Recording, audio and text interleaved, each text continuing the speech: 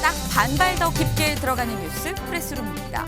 요즘 봄이 왔나 싶을 만큼 참 날이 따뜻하죠. 근데 왜 꼭 날이 따뜻하면 미세먼지가 기승인 걸까요? 날은 따뜻합니다만 어디 나가지 마시고 집에서 공기청정기 틀어놓고 프레스룸 시청하시길 권해드립니다. 오후 3시 지금 이 시각 가장 핫한 소식 뉴스리부터 만나보시죠.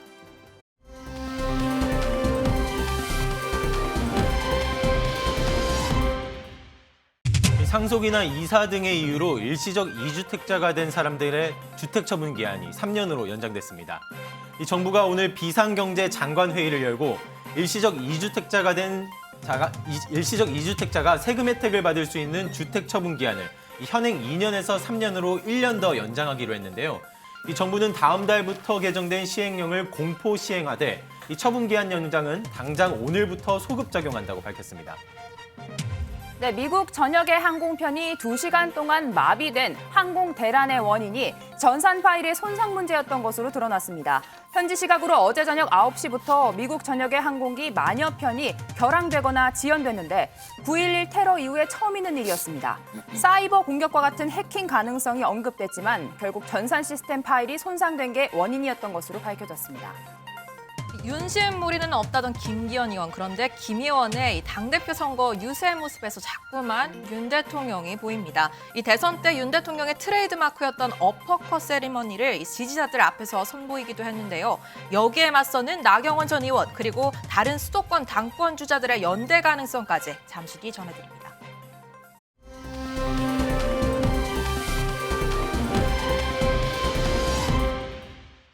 네, 큐시트웨이 바로 좀 들어가 보도록 하겠습니다. 첫 번째 소식, 민지숙 기자 준비했네요. 네, 국회 관련 아이템으로 준비했습니다. 제목은요, 이재명 말로만 협치, 검찰이어 대통령도 비판입니다.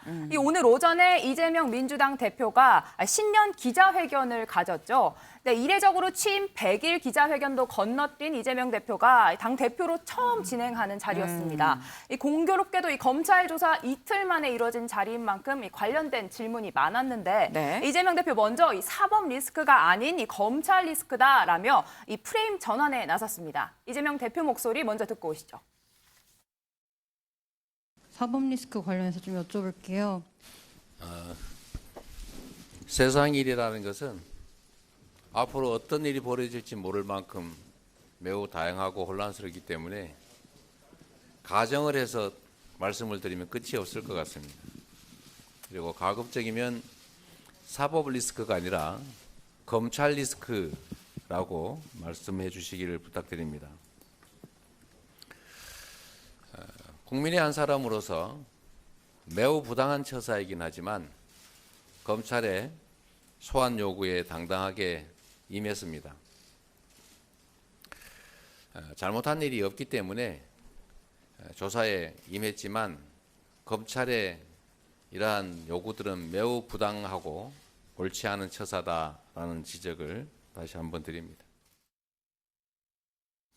네, 하지만 임시국회 열리고 있는 와중에 이 방탄정당 논란은 끊이지 않고 있죠. 네. 이재명 대표에게 불체포 특권을 혹시 내려놓을 생각은 없냐 이런 기자의 질문도 나왔는데요. 여긴 다소 애매하게 답변을 했습니다.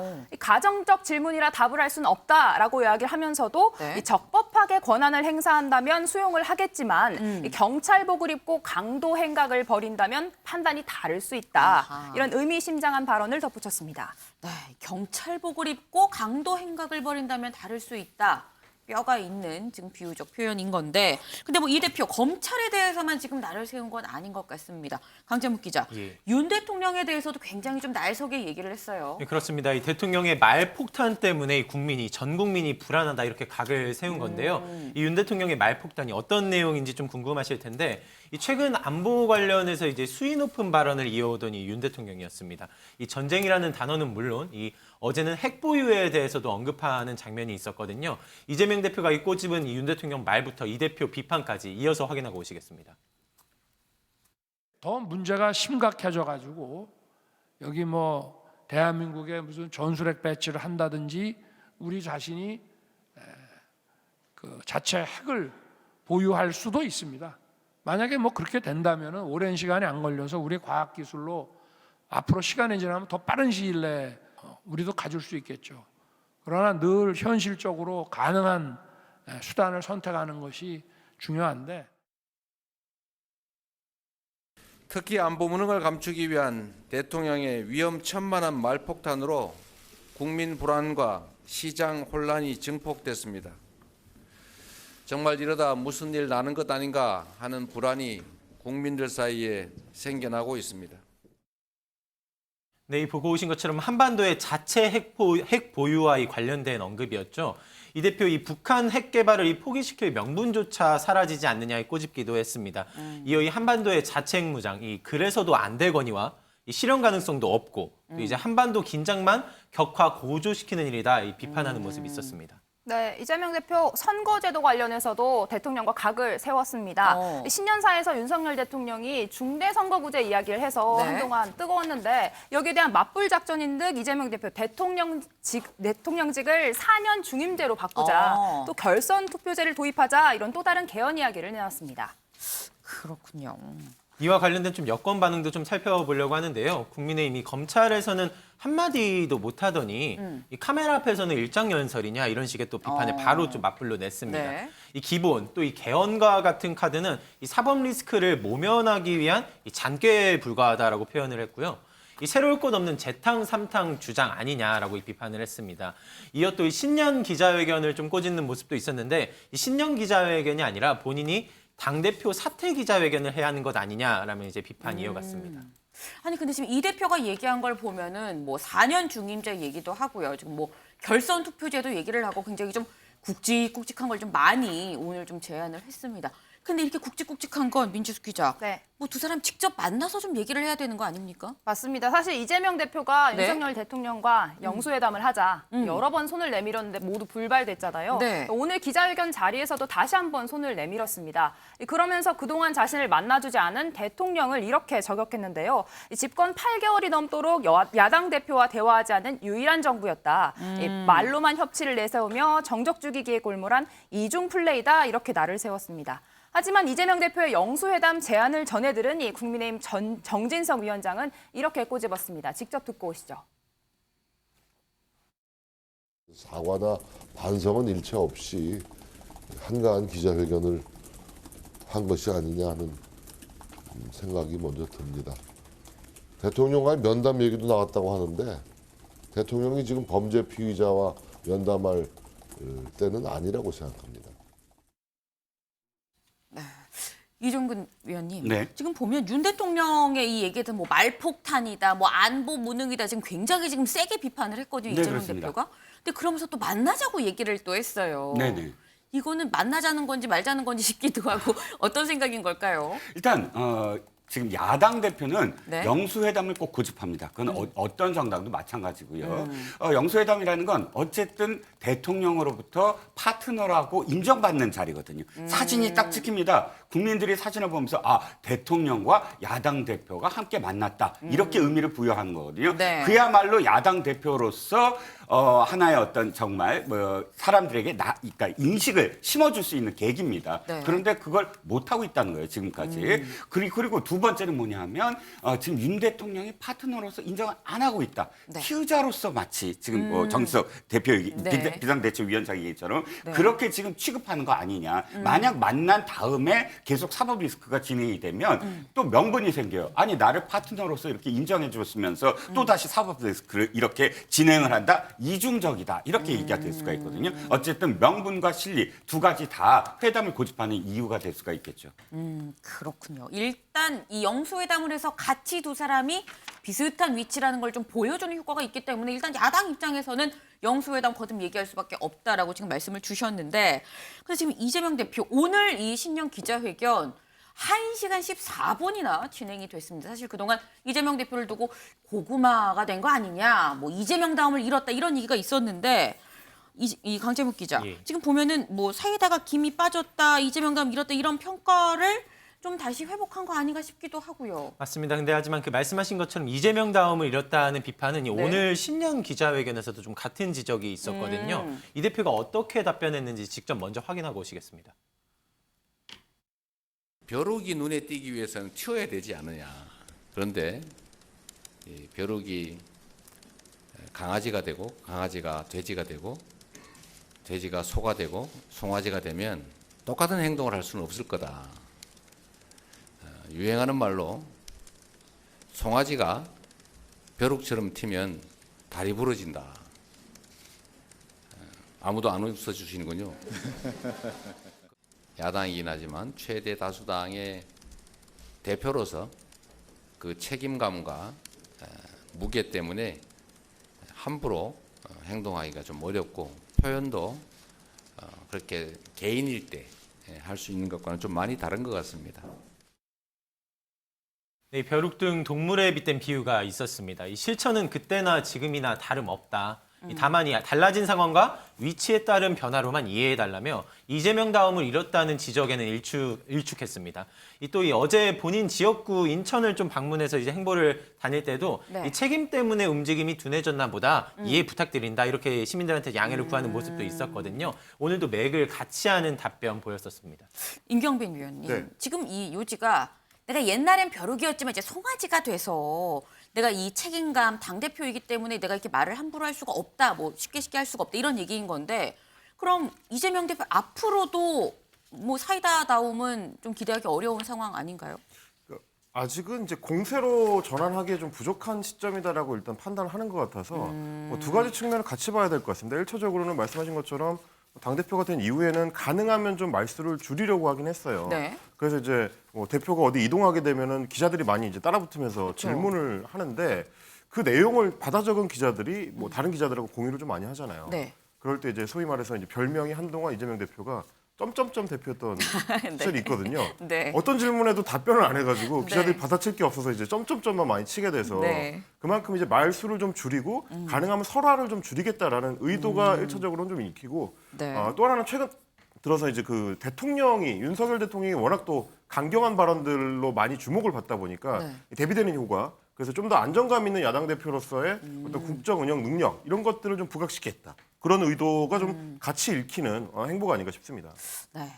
그러니까 지금 아직 공세로 모드 전환을 할 때가 아니라고 판단을 했기 때문에 약간 좀 말을 조심하는 경향이 있지만 언제 또 이 모드 전환을 할지 모른다라는 이 말씀을 지금 주신 것 같습니다. 오늘 신년 기자회견 이 무슨 말을 했는지 메시지도 메시지입니다만 이 대표 주변에 과연 이 기자회견장에 누가 올 것이냐 여기에 또 관심이 쏠렸습니다.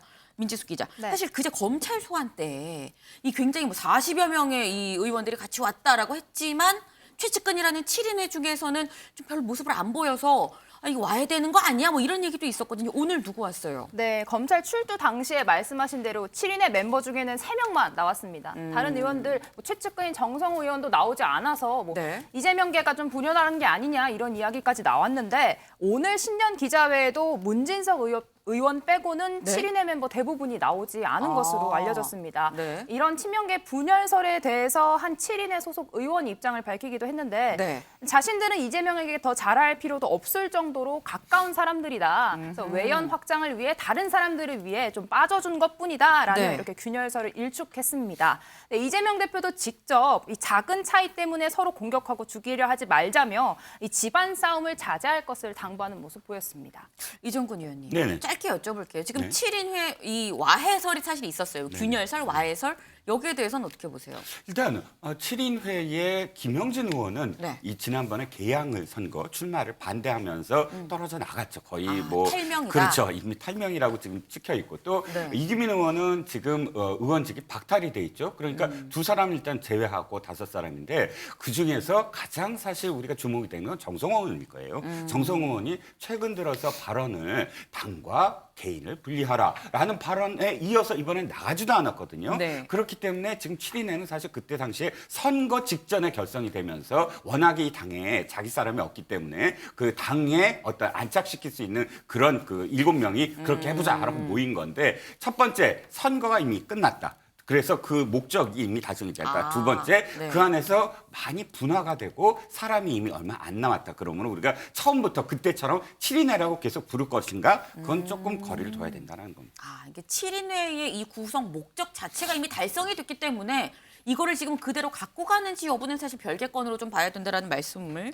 주셨습니다. 지금 뭐 7인 후에 뭐 균열이다 아니다 지금 저희가 좀 얘기를 했는데 근데 이런 얘기가 도는 와중에 지금 친문 진영이 좀 결집을 하는 것 같아요. 맞습니다. 이 대표의 검찰 출석 바로 다음 날에 이 친문 진영 싱크탱크라고 알려져 있는 민주주의 4.0 연구원이 이사회를 열었다는 소식입니다.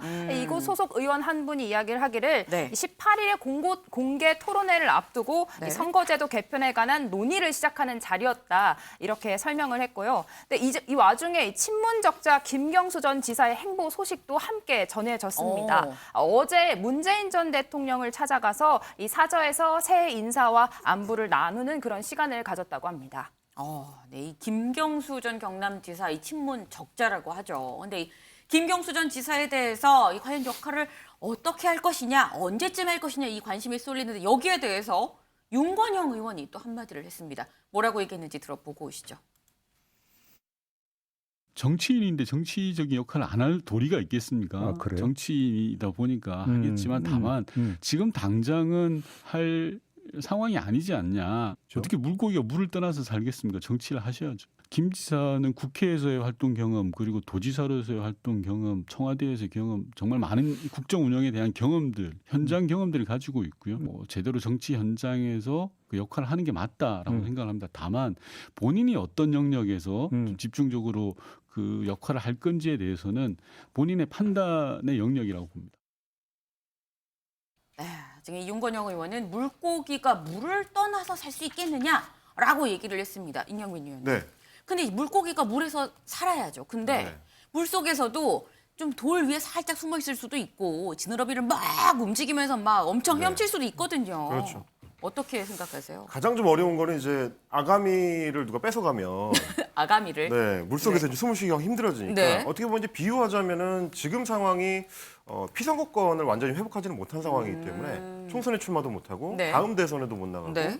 그런 상황이라서 복권이 이루어지기 전까지는 이 힘 있는 어떤 정치적 행보를 해나가기는 좀 쉽지 않다. 네. 왜냐하면 이제 당 내에서도 김경수 전 지사한테 힘을 실어줄 수 있는 사람들이 주로 이제 비명계 인사들일 텐데 네. 비명계의 구심점이 되려면 정치적 무게감이 사실상 이재명 대표에 맞먹는 수준의 뭐 거의 이제 뭐 같은 비중으로 경쟁을 네. 할 수 있는 수준으로 회복이 돼야 되는데 네. 피선거권도 없는 상태에서는 그렇게 되기가 좀 쉽지 않고요. 그러다 보니까 아마 뭐 이번에 이제 5월 이후에 자신이 원래 임기를 마치는 그 실형을 다 마치고 나온 기간을 딱 채우고 나서도 네. 이재명 대표하고 본격적으로 각세하기는 쉽지 않을 거기 때문에 김경수 지사가 앞으로 이제 어떤 정치적 행보를 할지는 네. 상당 기간 좀 지켜볼 필요가 있을 것 같습니다. 앞으로의 행보는 좀 지켜볼 필요가 있다. 돌 위에 좀 숨어 있을 수도 있다라는 지금 이런 말씀을 좀 해주신 것 같습니다.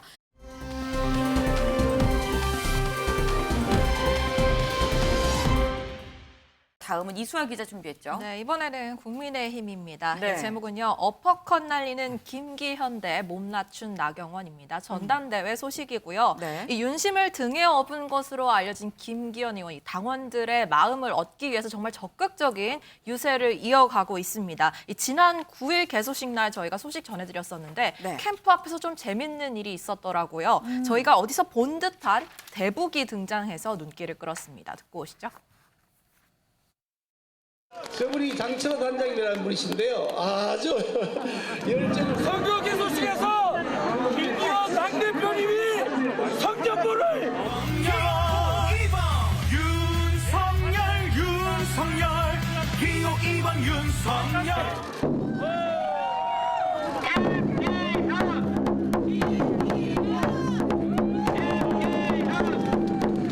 대통령 따로 놀고 대표가 따로 노는 것 때문에 우리가 지난 오랜 세월 동안 고통을 많이 겪었는데 이제는 반면교사로 삼아서 호흡을 잘 맞춰서 이 개혁 과제를 성공적으로 이끌어가야만 그래야 국민들로부터 다음 총선에 지지를 받을 수 있다.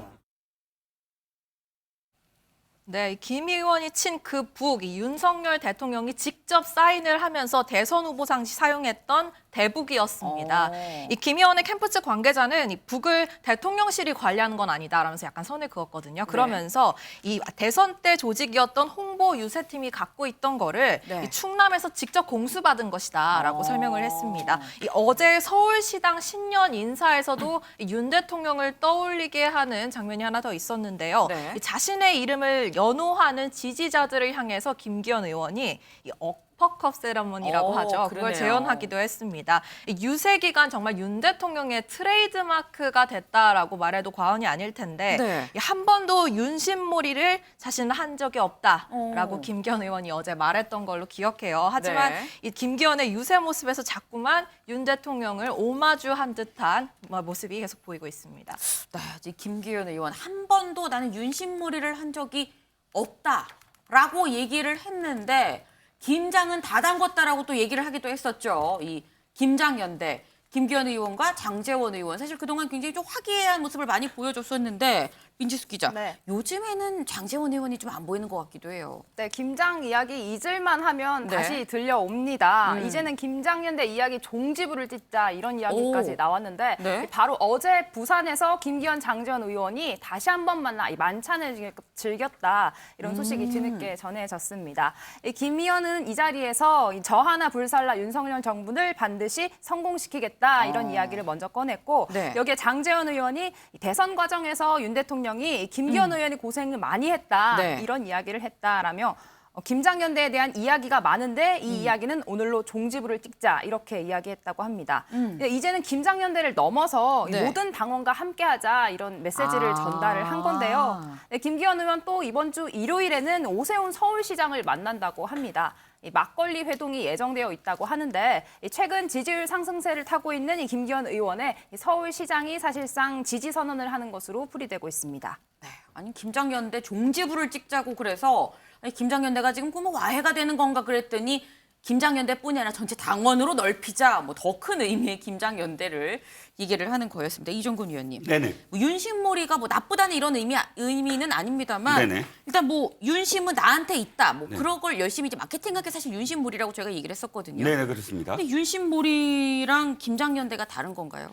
자, 김장을 다 끝난 다음에 김장 김치하고만 밥을 먹으면 참 좋죠. 하지만 그거 계속 먹으면 어떻게 할까요? 질려요. 질려요. 그러면 밥상을 제대로 차려야 될 거 아닙니까? 거기에 그 국도 필요하고 된장찌개도 필요하고 생선도 구워야 되고 바로 그겁니다. 김장연대는 밥상을 구성하는 가장 기본이에요. 그렇다면 이제 영양분을 골고루 먹으려면 여러 반찬들을 다 만들어 나가야 되잖아요. 윤심이 상인가요? 확장성. 즉 지금 김장연대는 충분히 됐다. 이제 내가 친윤이라고 장제원 의원이 보증을 했지 않느냐. 그건 다 인정을 다들 할 거다. 이제부터는 확장을 한다. 다 내 편을 더 많이 만들어야 된다. 그래서 완전히 밥상을 제대로 차려서 국민 앞에 또는 당원 앞에 펼쳐야 된다. 그런 의미에서 윤심이라는 건 포괄적인 어떤 의미, 하나의 어떤 밥상에 또 다른 어떤 영양가 있는 반찬들을 차려드리겠다라는 그런 전략이겠죠. 김기현 의원이 전에 그런 얘기를 한 적이 있었죠. 김장은 다 담궜다. 이제 밥도 짓고 된장찌개도 끓여야 된다라고 했는데 이제 지금 어퍼컷하고 이 북치고 하면서 밥도 짓고 이 된장찌개도 끓이냐고 그런 상황이 아닌가 싶은데 지금 김기현 의원 열심히 지금 밥도 짓고 된장찌개도 끓이는 이런 가운데 곧 출마 선언을 할 것처럼 보였던 사람이 나경원 전 의원. 나경원 전 의원이 좀 조용해요. 좀 한 템포 오히려 늦춘 것 같은 느낌입니다. 나 전 의원 어제 공개 일정이 3개나 있었습니다. 근데 3곳 모두에서 같은 얘기를 했는데 윤 정부의 성공을 바란다, 기원한다라면서 거듭 강조하는 모습이었습니다. 이 서울시당 신년 인사의 모습 영상으로 준비했습니다. 충분히 말씀을 많이 들었어요. 전까지는 뭐 결정을 하시는 건가요? 뭐 그렇게 하려고 하고 있고요. 설 전까지는요? 더 이상은 말씀드리기 어렵네요. 설명하시고 어떤 답변이 못 받으신 거예요? 예, 아직 답변 못 받았어요. 자, 요 정도 하죠. 요 정도 이제. 네, 출마에 대해서는 아직까지 뭐 마음을 정하지 않았다. 그러면서 사의 표명에 대해서도 대통령실에게 답을 받은 게 없다. 뭐 이런 영상이었네요. 그런데 어제 윤성부의 성공을 빈 걸 보면은 네. 이 동작구에서는 정부 성공이 무엇보다 중요한 때다라고 말하고 또 서울시당에서는 우리 모두 절대 화합해야 된다. 그 다음에는 충북 도민회에 가서는 대통령이 잘 돼야 대한민국이 잘 된다라면서 네. 언급을 했습니다. 이 대통령실과 좀 각을 세우는 모습을 피하는 것 같은 발언들이 이어졌습니다. 네, 그런데 이 나흘째 이 나전 의원의 사의 표명 결론이 나지 않고 있죠. 허공에 붕 떠 있는 상태인데 네. 이 대통령실은 아직까지 별다른 공식 입장을 내지 않고 있습니다. 이 고위 관계자에 따르면 네. 윤 대통령은 나전 의원의 사의를 받아들일 생각이 없다. 그럴 뜻이 없다라고 전해지는데 네. 이 대통령실에선 일단 정식으로 이 사직서를 내야 이 재가가 될지 말지 이게 결정된다라는 입장인데 이 정작 나전 의원은요 이 사표 제출 계획이 있냐는 질문에는 이 별다른 하지 않고 말을 네. 아끼고 있는 상황입니다. 결국 대통령은 당분간 나 부위원장의 사의 표명을 이 수용하지도 반려하지도 않고 이 보류하고 있을 가능성이 큰 것으로 보입니다. 이 나경원 전 의원, 이 나경원 부위원장의 이 사의 표명을 그냥 일단 쥐고만 보류하고만 있는 이런 상황. 근데 이 사표를 제출하는 거에 대해서는 일단 말을 아꼈다라고 한다면 불출마를 할 이 여지도 있는 거 아닌가라는 생각이 좀 들기도 한데 이수아 기자. 네. 실제로 이 친윤 쪽에서는 계속 아유 출마하지 말아라 라면서 약간 물밑 조율이 좀 들어가는 것 같아요. 네, 불출마를 설득하고 있다라는 얘기가 자꾸 전해지고 있습니다. 네. 원로들까지 좀 나서서 지금 이렇게 나갈 필요가 있냐. 커리어 잘 쌓으면 국회의장도 할 사람인데 지금 왜 이렇게 무리하느냐라는 취지로 얘기를 하고 있다는 건데요. 네. 그리고 얼마 전에도 전해드렸지만 또 나 전 의원이 이 저출산 고령이 부위원장직을 내려놓으면서 네. 이 진윤이라고 부를 수 있는 이철규 의원을 주말부터 주중까지 거의 2번이나 만났습니다. 이 네. 만남도 결국에는 대통령실이나 아니면 친윤계에서는 메시지를 전하려고 했던 거 아니냐 뭐 이런 얘기도 나오고 있습니다. 임경빈 의원님. 네. 이 지금 윤 대통령이 곧 순방을 가거든요. 순방 가면 굉장히 좀 오래 있다고 옵니다. 6박 8일인가요? 그렇습니다. 오래 있다 오는데 그럼 순방 가기 전에 이게 결론이 좀 날까요? 아니면 갔다 올 때까지도 좀 이 디펜딩을 시켜놓을까요? 뭐 대통령실이 낸 입장을 보면 네. 사표를 못 받았다고 하고 있기 때문에 네. 사표를 수리할지 여부를 지금 판단하는 상황도 아니고 아직 사표를 내지 않은 걸로 치겠다 네. 이러고 있는 상황이거든요. 그쵸, 그러니까 그쵸. 아마도 이제 대통령이 순방 다녀오기 전까지는 대통령실에서 먼저 움직일 가능성은 높지 않아 보이고요. 사실상 지금 이제 나경원 부위원장한테 공을 이미 넘겨놓은 상태다. 판단 잘 해봐라. 이쪽에 좀 더 가까워 보입니다. 네. 근데 물론 이제 이런 경우를 우리가 이제 예전 다른 정부에서 봤을 때 같으면은 네. 그만두는 수순이거든요, 이거는. 아주 정확하게 그만두는 수순인데 예를 들면 뭐 박근혜 정부 때 진영 보건복지부 장관이라든지 네. 뭐 유승민 원내대표라든지 이런 분들 네. 같은 경우도 정권하고 그것도 대통령하고 거의 가깝게 거의 직접적으로 각을 세우고 나서는 사실 그 직을 유지하는 경우가 거의 없었습니다. 네. 근데 지금 나경원 부위원장 같은 경우는 어제를 기점으로 해가지고 기류가 좀 미묘하게 좀 바뀌고 있는 상황이라서 기존의 정치적 문법하고는 약간 다르게 흘러가는 것 같다. 네. 그러면 이제 이 상황이 앞으로 어떻게 갈지는 결국 앞으로의 여론조사에 달려 있을 수도 있다라는 생각이 좀 듭니다. 아. 나경원 부위원장의 이제 당대표로서의 네. 지지층 내부의 지지율이 떨어지게 되면 네. 재고할 가능성이 좀 높아지고 단단하게 유지가 된다 그러면 조금 더 당권 출마 쪽으로 기울여서 생각할 가능성도 생기고 네. 주말까지는 좀 이걸 좀 지켜봐야 될 것 같습니다. 그럼 요걸 한번 여쭤볼게요. 네. 지금 공이 나경원 전 의원한테 있는 겁니까? 대통령실에 있는 겁니까? 뭐 일단 대통령실은 넘겼다고 생각하는 것 같아요. 대통령실은 나경원, 넘겼다? 네, 부위원장 쪽으로 이제부터 어떻게 할지 잘 생각해 봐라라는 쪽에 조금 더 가까워 보이고요. 뭐 굳이 비유를 하자면 유승민 전 의원 같은 경우는 이 상황을 이제 학교 폭력에 비유하기도 했는데 네. 실컷 때려놓고 뭐 내가 더 잘해줄게, 네. 내가 아직도 애정 있는 거 알지, 네. 이제 이런 메시지가 대통령실에서 나오는 게 이게 맞는 상황이냐 이게 이제 유승민 전 의원의 입장인데 네. 결국은 대통령실은 할 수 있는 메시지를 거의 대부분 냈기 때문에 이제는 이제 나경원 부위원장이 정확한 메시지 이쪽이냐 저쪽이냐 가냐 분야를 결정한 시점이 아닌가 싶어 보입니다. 근데 지금 이 임경빈 위원님은 이 공이 나경원 전 의원한테 있다고 말씀을 하셨는데 이종근 위원님은 공이 나 전 의원한테 있는 걸까요? 대통령실에 있는 걸까요? 조금 다른 것 같아요. 저는 뭐 위원님 네. 말씀도 맞긴 맞는데 생각이 좀 다른 게 나 의원이 그러니까 우리가 보통 회사에서 이런 일이 있습니다. 저 사표 쓰겠습니다. 그러면 그것을 잡고 회사의 어떤 임원들이 네.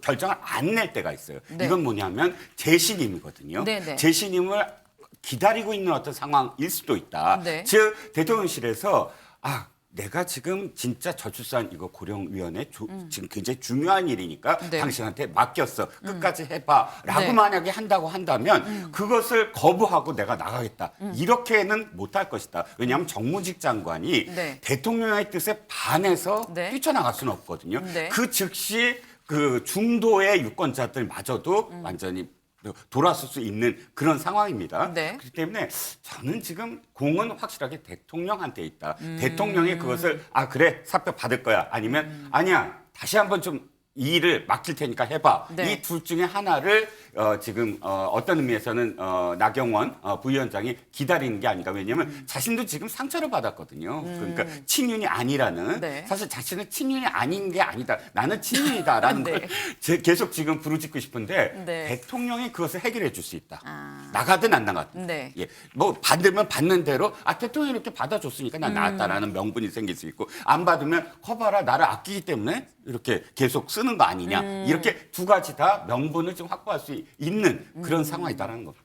네, 지금 약간 이 두 분도 지금 해석이 지금 분분합니다. 공이 대통령한테 있는지 나경원 전 의원한테 있는지 굉장히 지금 복잡한 상황이다라고밖에 볼 수가 없는데 이런 상황에서 지금 나오는 얘기가 지금 수도권 연대론이 나와요. 맞습니다. 어제 전해드린 대로 다른 수도권 당권 주자들은요. 네. 나 전 의원의 출마를 바라고 있습니다. 희망한다라고 밝혔는데 왜냐하면 이 지금 친윤대 비윤으로 가고 있는 이 전대 구도를 이 수도권 대 영남권으로 뒤흔들 수 있는 이 절호의 기회이기 때문인데요. 이 나경원 의원은 비례대표로 한번 이 서울에서만 3선, 총 4선을 한 이 수도권의 대표적인 주자죠. 그래서 이 전대에 나온다면 그런 식으로 판을 엎을 수 있다라는 설명입니다. 안철수, 윤상현 의원의 이야기 직접 듣고 오시죠. 고민이 많으시겠지만 저는 나오시기를 바랍니다. 가능하면 많은 분들이 참여하게 되고 그리고 승패를 알 수 없게 되다 보면 아무래도 관심들을 많이 가지게 되고 누가 대표로 당선되더라도 우리 당의 컨벤션 효과 때문에 우리 당이 굉장히 많은 상승폭을 우리는 기록할 수 있을 거라고 생각합니다. 우리 나경원 전 원내대표 최근에 참 우리 당의 최고의 보배 중에 보배. 뺄셈 정치의 DNA가 또 나경원 대표를 향해서 발동되고 있습니다. 자중해야 됩니다. 맞습니까, 여러분? 우리는 원팀이어야 합니다. 우리 모두 윤석열 정부 총선 승리에서 원팀이어야 됩니다. 네, 누구는 안 된다라는 식의 갈라치는 이 뺄셈 정치는 안 된다. 이 정치는 점점 더 외연을 넓혀가는 덧셈 정치를 해야 된다라는 이야기인데요. 네. 네, 이건 최근 나 부위원장을 견제하는 이 친윤계 의원들과 이 대통령실을 향한 비판 발언으로 해석되고 있습니다. 임경빈 위원님. 네. 만약에 수도권 연대가 결성이 된다고 한다면 김장연대에 맞설 만한 파워를 가질 수 있을까요? 뭐 그러고 싶은 게 사실 이제 안철수 의원이나 윤상현 의원의 입장일 텐데 네. 사실 뭐 김장연대라고 얘기합니다만은 영남연대 쪽에 이제 가까운 성격을 좀 띠고 있는 거고 뭐 굳이 따지자면 이제 기존에부터 이제 당적을 계속 갖고 있었던 당원 지지층, 기존 네. 지지층에 조금 더 가까운 사람들이 이제 그쪽에 더 많이 있는 거고 수도권 연대라고 하는 이제 안철수 의원과 윤상현 의원 쪽은 아무래도 이제 비윤 쪽에 이제 지지를 더 많이 가져가게 될 가능성이 높고 네. 그리고 이제 수도권 중심의 신규 지지층, 신규 당원층이 이제 더 많이 이제 쏠릴 가능성이 큽니다. 그러면 결국은 이제 이준석 대표 체제 이후로 급격하게 늘어났던 당원들의 구성이 실제로는 들여다보면 어떤 모양새로 잡혀 있느냐. 이제 그분들이 이번 전당대회에 얼마나 적극적으로 참여할 것이냐에 따라서 네. 어느 쪽에 더 힘의 무게가 쏠릴지가 결정될 텐데 네. 아마 지금 이제 당신 100%로 구성되어 있는 지금의 룰 상으로 봤을 때는 네. 기존 지지층 쪽이 적극적으로 참여할 가능성이 더 높고요. 그래서 이제 정면으로 부딪히는 양상이 될 경우에는 아무래도 김장연대 쪽이 아무래도 윤심을 얻고 있는 기존 이 당원층 쪽이 조금 더 무게중심이 실릴 가능성이 높다. 그렇게 봐야 될 것 같습니다. 그렇군요. 지금 이 나경원 전 의원의 어떤 결정, 판단, 선언이 자꾸 지금 늦어지고 있는 지금 그런 상황입니다. 그러다 보니까 이 주변에서 제3자들이 나경원 전 의원의 이 출마 여부에 대해서 좀 갑론을박이 많아요. 네, 김종인 전 위원장의 경우에는요. 네. 나 전 의원을 격려했습니다. 어제 충북 도민회 행사에서 우연히 나 전 의원과 마주쳤는데 네. 이 자리에서 열심히 하시라 격려를 했다고 합니다. 그리고 라디오 인터뷰에서도 본인이 당권 도전한다는데 누가 막냐라면서 힘을 실어주고 있습니다. 김 전 위원장의 경우에는 대선 때 윤석열 당시 대선 후보와 각을 세운 적도 있거든요. 그래서 더 눈길이 가는 것 같고요. 이 권성동 의원을 밀던 박지원 전 국정원장의 경우에는 네. 이 나 전 의원이 지금 머뭇거리면 양손에 떡을 놓쳐버린다. 네. 나가야 된다. 정면 돌파해야 된다라면서 역시 출마를 권유하고 있습니다. 네, 그런가 하면 이 친윤계인 장해찬 이사장은 출마가 어려울 것이다 이런 전망을 내놨습니다. 네. 대통령이 사의 표명을 고려하지 않는다는 건 그 자리에 남아서 전념하라는 뜻이다 이런 이야기를 했는데요. 또 김행 비대위원 역시도 나 전 의원이 지금 스탠스가 잠깐 꼬인 것 같다며 네. 결자 해지를 해야 한다 이렇게 지적했습니다. 네, 아니 지금 나경원 전 의원이 정말 화두는 화두다 싶은 게 지금 나경원 전 의원을 두고서 양쪽에서 싸우는 사람도 지금 생겼어요. 네, 최근 홍준표 시장이 나경원 전 의원 그리고 유승민 전 의원을 저격하고 있잖아요. 그런데 네. 여기에 대해서 유 전 의원이 오늘 첫 반응을 내놨습니다. 듣고 오시죠. 나경원 전 의원에 대해서 좌파 포퓰리즘에 자기가 말했던 건 다 잊어버리고 지금 와가지고 나경원 전 의원을 좌파 포퓰리즘에 어린이 정치인이 이래가지고 되겠습니까? 그런 분이 지금 대구시장 하면서 불편하면 남 비난하는 피부 글이나 쓰고 여러분 대구시장이 그렇게 할 일 없는 데입니까? 대구시장이 왜 중앙정치에 대해서 맨날 그분이 대구시장에 대해서 진짜 고민하는지 안 하는지 전 잘 모르겠어요. 네, 어제였네요. 같은 날 홍 시장도 바로 반응을 내놨는데요. 내가 중앙 정치에 관여하는 거는 이 당 상임 고문이기 때문이다. 연탄가스처럼 틈새만 있으면 비집고 올라오려는 이런 네. 이간질하는 버릇 개과천선하라라고 SNS에 적었습니다. 이 홍준표 시장 참 연탄가스라는 표현을 참 좋아하는 것 같아요. 네. 이정근 위원님. 네네. 나경원 전 의원 화두입니다. 그러게요. 나와야 될까요? 말아야 될까요? 어떻게 보세요? 일단 좀 전에 많은 정치인들이 지금 뭐 다 제각각입니다. 그런데 네. 그분들 중에 좀 이렇게 뺄 사람이 있어요. 다 이번에 출마할 사람들이거나 앞으로 출마할 생각을 갖고 있는 사람들은 다 빼야 돼요. 왜냐하면 이 조언은 자기를 중심으로 생각할 테니까. 네. 그런데 출마랑 상관없이 이야기한 사람 네. 한 사람이 딱 눈에 띄어요. 김종인 위원장. 출마할 분은 아니잖아요. 네네. 그리고 이 당에 지금 거리를 두고 있는데 네. 근데 나가야 될 것 같다라는 표현. 즉 지금 이미 여기까지 왔는데 네. 이 정치인의 가장 큰 고민이 뭐냐면 들 때와 날 때를 딱 결단을 해야 되거든요. 근데 이미 조금 타이밍이 늦었어요. 네. 지금 이미 발은 담그고 있는데 여기서 발을 빼자니 참 힘든 상황이거든요. 네. 그렇다면 두 발 다 담그는 게 차라리 아. 다 낫지. 여기서 발을 빼는 모양새는 네. 이게 후퇴를 했구나. 후퇴라는 낙인이 계속 찍힐 것이다. 라는 게 이제 김종인 위원장의 어떤 표현인 것 같습니다. 짧게 임 위원님도 여쭤볼게요. 어떻게 보십니까? 나와야 될까요? 말아야 될까요? 저는 사실 말씀하신 연장이 맞는 것 같아요. 이게 결국 이제 발을 이미 한 발을 담갔기 때문에 신발은 다 젖었습니다.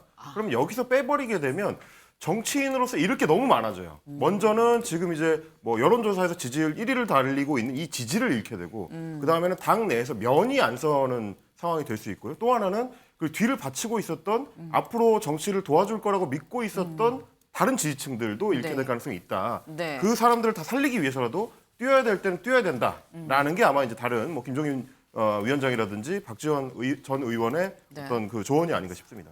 지금 이 출마하냐 안 출마하냐의 공이 대통령실에 있다, 나경원 전 의원한테 있다에 대해서는 두 분의 의견이 좀 갈렸는데 나와야 된다는 거에 대해서는 좀 약간 의견 일치를 좀 보신 것 같아요.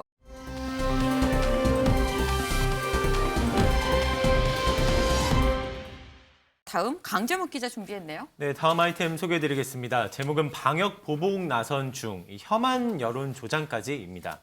이 중국의 코로나 환자 증가로 이 방역 당국이 중국발 입국자에 대한 조치를 강화해둔 상태죠. 네. 이 강화된 조치를 두고 중국 현지에서 이 중국인을 부당하게 차별하고 있다는 주장이 이어지고 있습니다. 이 중국 관영 매체까지 잇따라서 이 혐한 여론을 조성하는 듯한 이 보도를 내고 있는 건데요.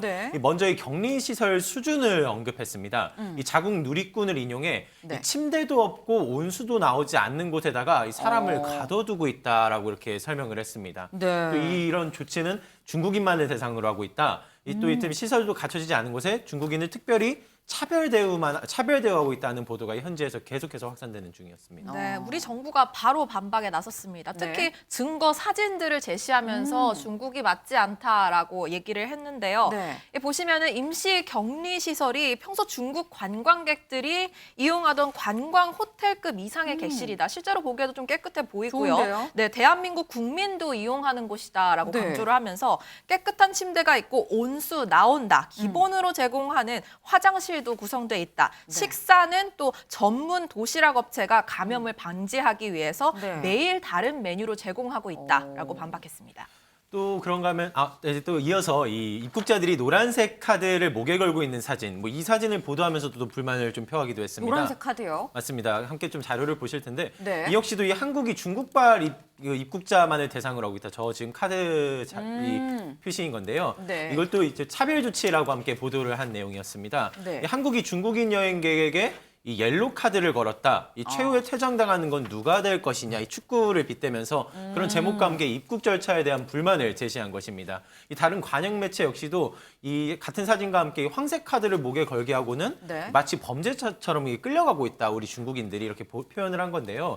이 보도를 확인한 현지 중국 현지인들의 이 격한 반응 역시 좀 저희가 쉽게 확인을 할 수 있었는데요. 이번 생에는 한국을 가지 않겠다. 대체 중국을 어떻게 보고 있는 거냐라는 표현부터 해서 역시 소국이기 때문에 그런지 마음가짐이 비뚤어졌나 보다. 이 들끓는 비난 여론이 계속 이어졌습니다. 네, 방역 당국은 이것도 사실이 아니라고 강조를 했습니다. 공항 검사센터, 그러니까 PCR 검사를 받으러 가는 길 안내를 위해서 노란색 목걸이를 모두 착용을 시킨 건데 지금 보면은 중국발 항공기 탑승객 모두에게는 강화된 방역이 적용돼서 입국을 하게 되면 PCR 검사를 해야 됩니다. 어쩌다 보니까는 중국인들이 전부 다 노란색 카드를 써야 되는 건데 이게 중국 국적자뿐만 아니라 모든 국적자들에게 검사가 필요하다면 목걸이를 채운다라는 설명이었습니다. 그러니까 중국 국적자뿐만 아니라 중국발, 중국에서 이제 우리나라로 오는 사람들이면은 미국인이든 일본인이든 이 노란 옐로 카드를 목에 걸고 이 PCR 검사를 하러 가는 거다라는 게 이제 우리 정부의 설명입니다. 임경빈 위원님. 네. 지금 문제는 이게 관영 매체가 이른바 가짜 뉴스를 보도한 셈인 거거든요. 문제 있는 거 아닙니까?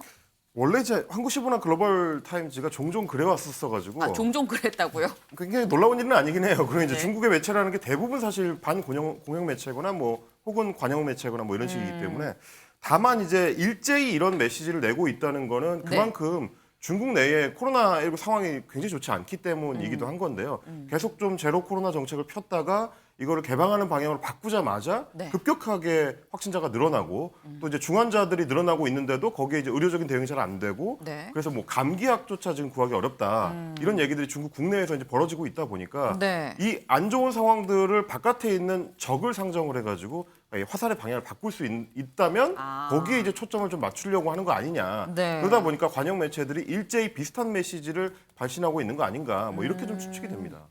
이게 그런 대외적인 그런 이 전략적인 면도 있을 수 있겠다라는 생각이 들긴 드네요. 지금 이 중국에서는 우리나라의 강화된 방역 조치 굉장히 좀 거세게 비판을 하고 있긴 합니다만 강재훈 기자, 정작 우리나라에 입국한 이 중국인들이 검사 제대로 안 받고 일탈해서 우리 머리가 더 아픈 상황 아니에요? 맞습니다. 저희도 앞서 좀 전해드린 바가 있었던 사례인데 이 중국인 입국자가 이 확진 판정을 받고도 이 도주했다가 붙잡힌 소식이었죠. 이 남성이 서울로 달아난 뒤에 이 호텔에 머물고 있었던 이틀간에도 이 외부 활동, 즉 감염된 상태로 외출을 한 사실도 파악됐습니다.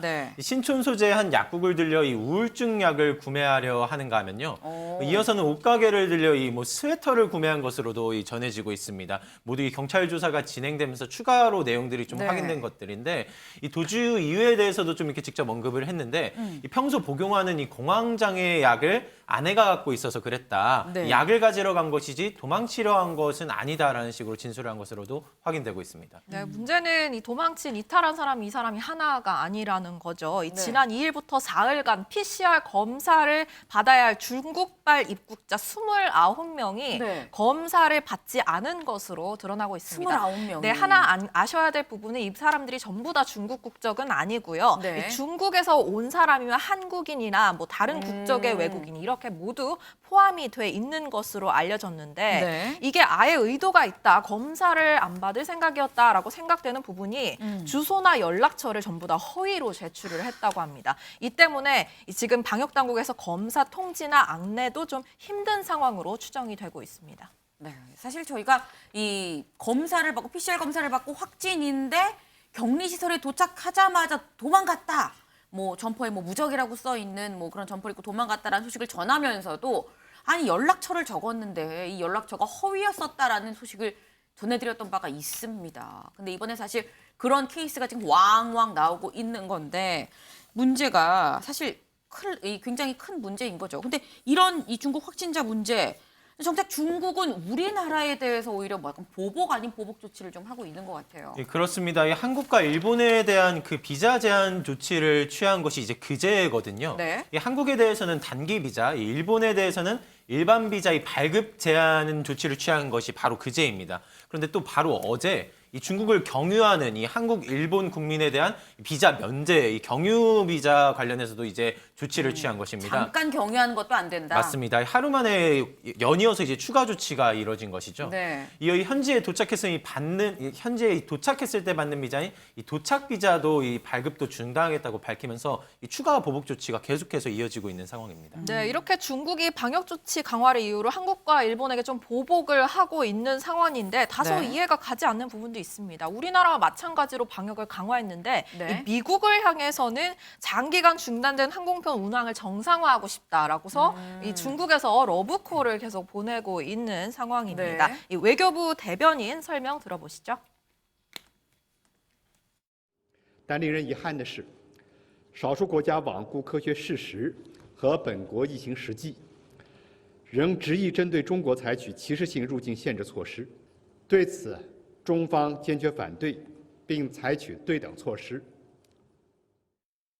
네, 대중국 차별적 조치의 실제 상황에 근거해서 나라마다 다른 조치를 취했다 뭐 이런 설명을 들을 수 있었는데요. 찾아보니까 미국에서는 중국에서 들어오면 한 번만 PCR 검사를 하고 우리나라 2번 하고 2차이더라고요. 그러면은 한 번 하면 운항을 정상화하고 2번 네. 하면 비자를 안 주는 이런 조치를 한 거지 좀 의아한 부분이 있긴 합니다. 네. 이종근 의원님, 네네. 짧게 여쭤보겠습니다. 지금 뭐 한 번 PCR 하면은 운항을 정상화하고 2번 PCR을 하면은 단기 비자, 경유 비자, 도착 비자 아무것도 안 되고 이거는 좀 형평에 안 맞는 거 아닌가요? 네, 그렇습니다. 중국에 대해서 중국과 입국자의 제한 조치를 한 건 16개 국가입니다. 네. 근데 그중에서 2개 국가만 지금 이렇게 보복 조치를 한 겁니다. 다분히 이게 외교적인 전략이다라는 겁니다. 5월 달에 히로시마에서 G7 그 대회가 아까 G7이 열려요. 네. 그때 우리나라를 지금 참석을 지금 할 겁니다. 아마 네. 초청을 할 겁니다. 그 속에서 한미일 아주 강경한 대중 견제 성명이 나올 가능성이 크거든요. 저는 지금 중국의 이런 조치들은 일본과 우리나라가 함께 미국과 함께 중국에 대한 어떤 견제를 계속 해나가는 것에 대해서 미리 시그널을 보내는 것이다 라고 이해할 수밖에 없다는 겁니다. 일단 시그널의 조치로 외교적인 차원에서 사실 다른 생각이 있기 때문에 이렇게 강경하게 좀 중국이 나오고 있는 거다라는 말씀을 주셨는데 일단 중국에서 이 각종 이 비자를 다 발급을 중단을 한다면 여파는 산업계로 미칠 수밖에 없는 상황입니다. 황재문 기자, 예. 우리나라는 여기에 대한 대책 마련하고 있을까요? 네, 그렇습니다. 윤 대통령 발언에서 좀 살펴볼 수 있었는데요. 네. 이 외교부 업무보고 자리에서였습니다. 이 외교부 이 박진 장관에게 우리 방역 정책은 어디까지나 이 과학적 근거에 근거한 것이다. 이 자국민의 보호 문제라고 강조하라며 이제 중국과의 불편한 상황을 지속할 이유가 없기 때문에 이 비자 중단 조치에 대해서 좀 우리 입장을 잘 설명해라 당부하기도 했습니다. 네, 한덕수 총리도 이 비자 발급 중단 조치에 대해서 보복성이라고는 보지 않는다라는 네. 얘기를 했는데요. 여기에 대해서 좀 누리꾼들은 당당하지 못하다. 중국 눈치 보는 거냐라는 여론이 나오고 있습니다. 네. 사실 이게 뭐 단순히 방역 문제만이 아니라 아까 말씀 주신 것처럼 이 외교적인 문제도 지금 다 연관돼서 흘러가기 때문에 또 이런 부분이 있을 수 있어 보이는 면도 있네요.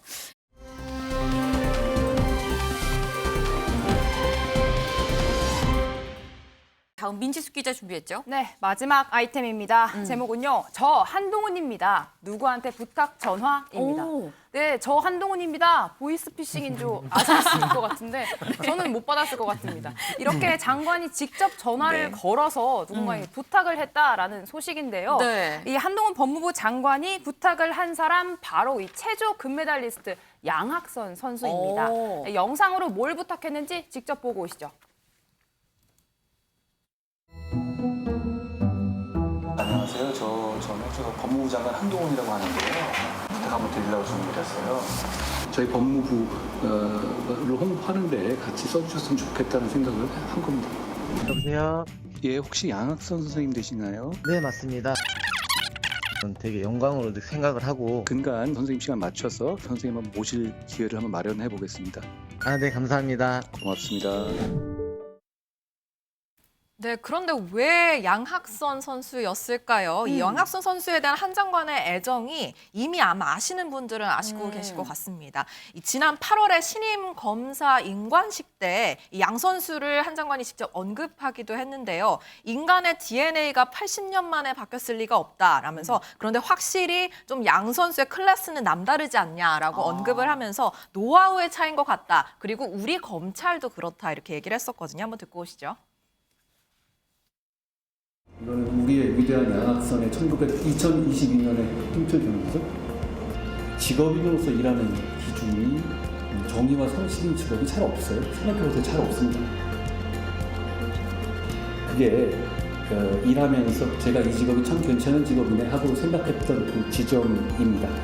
여러분 생각이 다를 수도 있습니다만 오늘은 여러분께서 왜 이 직업을 선택했고 어떻게 일할 것인지를 한 번만 생각해 봐 주시기를 바랍니다. 네, 그리고 오늘 상황 생각해보면 한 장관이 성공한 덕후라고 저희가 말할 수 있겠습니다. 네, 이 성공한 덕후다. 이 팬심이 지금 그대로 약간 묻어나는 듯한 그런 느낌인 건데, 근데 그래서 민지숙 기자, 네. 양학선 선수는 홍보대사 한답니까? 굉장히 영광으로 생각한다. 오. 흔쾌히 수락을 했습니다. 저희가 조금 전에 양학선 선수와 직접 통화를 오. 해봤습니다. 네. 이 장관의 전화를 직접 받은 소감이 어땠냐 이렇게 보이스피싱? 물어봤더니 보이스피싱이라고 생각은 하지 않았던 것 같습니다.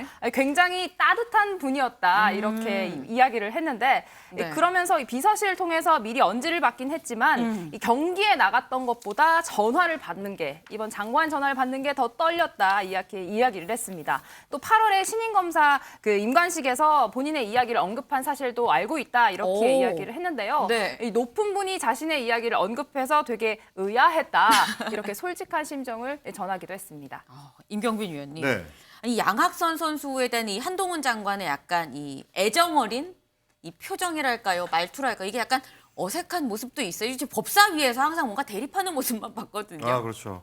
근데 반대로 생각하면 이제 저런 모습을 보여주는 게 네. 법무부나 뭐 한동훈 장관 입장에서는 굉장히 좀 중요한 일종의 홍보 수단화가 될 수 있는 게 뭐 아까 기자님도 성공한 덕후라고 말씀해 주셨지만 네.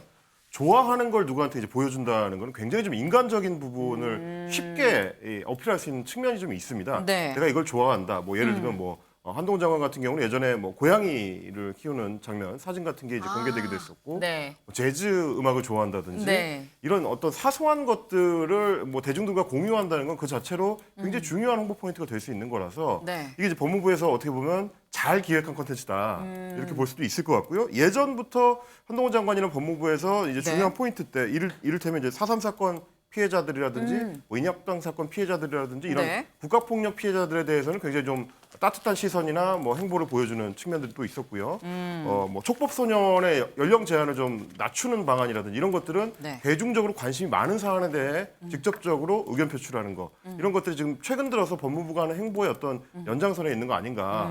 굉장히 좀 이 대국민 홍보 쪽에 센스를 좀 발휘하기 위해서 노력하고 있다. 저는 좀 그렇게 보여지긴 합니다. 그럼 요거 하나만 추가로 여쭤볼게요. 대국민 홍보 쪽에 좀 센스가 있다라고 표현을 해주셨는데 네. 다른 말로 얘기한다면 정치 감각이 있다라고도 볼 수 있는 걸까요? 그렇죠. 어떻게 보면 뭐 대중들이 봤을 때 뭘 좋아할 것인가 하는 거를 잘 이 포인트를 잡아 나간다는 얘기이기 때문에 네. 앞으로도 이제 그런 부분들을 뭐 야당에서도 주목해 볼 필요는 있어 보여요. 뭐 제가 최근에 봤었던 것 중에 또 중요하게 봤던 게 이를테면 이제 외국인 국적자 중에서도 우리 영주권을 가진 경우에 네. 영주권 가진 지 3년이 지나면 지방선거에 투표권이 생기거든요. 네네. 그거에 대해서도 이제 온라인 공간에서 굉장히 논란이 많았는데 네. 법무부가 뭐 상황에 따라서는 호혜성이 이제 성립을 하고 있는 예를 들면 중국은 투표권 안 주는데 왜 우리만 주느냐 이 부분은 고쳐야 된다 이런 메시지를 낸 적이 있습니다. 네네. 그것도 굉장히 좀 대중적인 메시지예요. 그러니까 이런 어떤 정치적으로 대중적으로 먹힐 수 있는 것들을 잡아 나가고 있는 거 이거 아마 야당에서 잘 좀 포인트를 잡고 봐야 될 겁니다. 지금 이 정치 감각이 있는 한동훈 장관의 얘기를 지금 쭉 사례를 좀 말씀을 주셨는데 정치 감각이 있는 한동훈 장관의 앞으로의 행보도 좀 주목을 해봐야 되지 않나 싶습니다.